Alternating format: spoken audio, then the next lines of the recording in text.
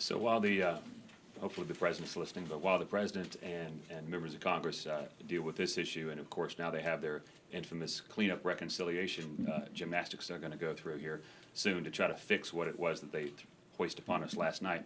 On the backside of that, they're suggesting, or suggestions have been made, they're also going to try to pass cap and trade, which will also be devastating to Georgia's economy, to businesses across this nation. So while they're hitting us on the front side with the takeover of health care, they're going to hit us on the backside with cap and trade. We do have some legislation in Georgia that will try to fend off that as well.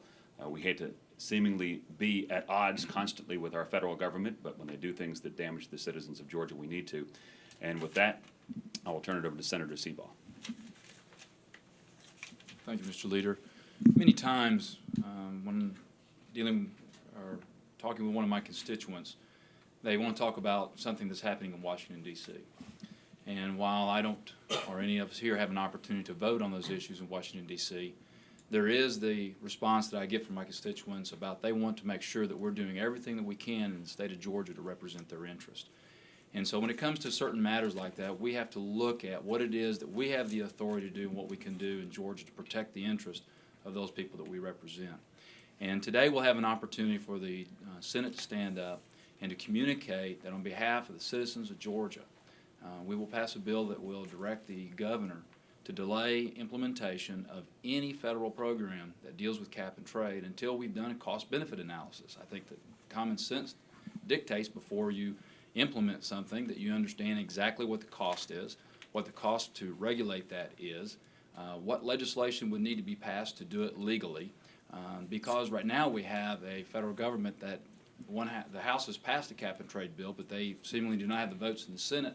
So there's talk about using regulatory manners in order to have their way. And so we believe we need to protect the interests of the citizens. And so Senate Bill 401 will be on the floor today. And in that, we will direct the governor to delay the implementation until we get that cost-benefit analysis so that the people of Georgia can understand fully what it is that is being implemented, what it will cost businesses, and what it will cost them as individuals. And then we make a policy decision about what to do. There will be an amendment on there to deal a little bit more precisely that if the federal government takes steps as we go through making that cost-benefit analysis, that the federal government comes in and tries to penalize the state in any way, we're directing the Attorney General to file a lawsuit against the federal government to implement and protect our rights as citizens of Georgia as we figure out what the cost of implementation would be. And with that, I'll turn it back over to Mr. Lee.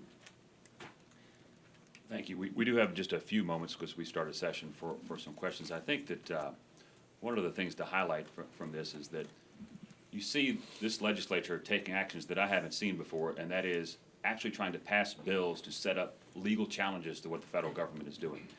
And perhaps why you haven't seen that in the past is because there's always been this general feeling, and it goes all the way back to the Declaration of Independence, and that is that governments are going to govern at our consent. They have to have the consent of the governed.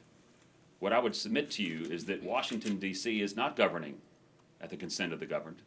The governed are saying loud and clear, stop. We don't want any more. We want no more of your big government takeovers.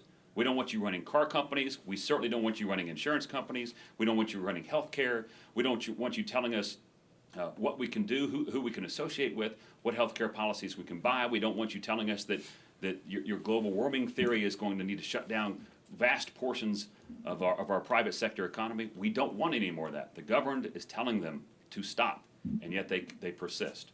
And that is why you're seeing not just the state of Georgia. We're not all alone on an island. I think it's 38 states now have legislation either pending or has passed to tell them to stop with this nonsense in Washington, D.C. Maybe it's just because they realize a lot of them are going to get kicked out of office. And maybe they're just feeling this is our last gasp at pure socialism. I don't know what their thought is, but I can tell you this, what they're doing is not what the American people want, and it's certainly not what the people of Georgia want. So with that, we'll entertain a few questions, but we will have to be very limited. But Chip, isn't the consent of the governed given at the ballot box? I mean, how would you have Congress decide how to act then, by polls or by how many people march on Washington or how many people send them emails? I mean, isn't the ultimate deciding factor of whether or not the American people are happy with what happened decided in November? Well, I believe I mean, there is a point that, yes, the ballot box makes a difference, but of course, there's a time interval between ballot boxes, and you have to listen to your constituents. What the constituents shared their concerns with me 2 years ago are different than what their concerns are today. But let's look at what has happened with healthcare policy.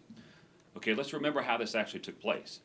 They didn't have the votes, so what did they do? They didn't go to the ballot box in Massachusetts. They went and changed the state law in Massachusetts so that they could appoint somebody who could be that final vote. That wasn't the governed who sent that man to Washington, D.C. When the governed did have an opportunity in Massachusetts, they said, absolutely not. This is not what we want. So when the governed speaks, the governed speak very loud. They did in Massachusetts. I mean, they rigged the system to get what they got today. And that's not the way this is supposed to happen.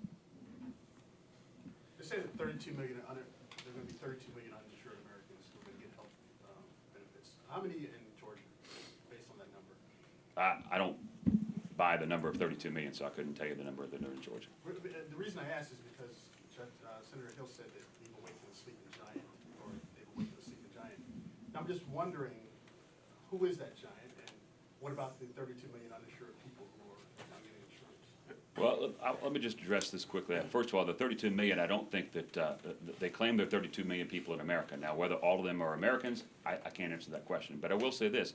If you look at the way they determine who's uninsured, my understanding is the question is, one time a year, if at any point during a year you don't have insurance, they consider you uninsured.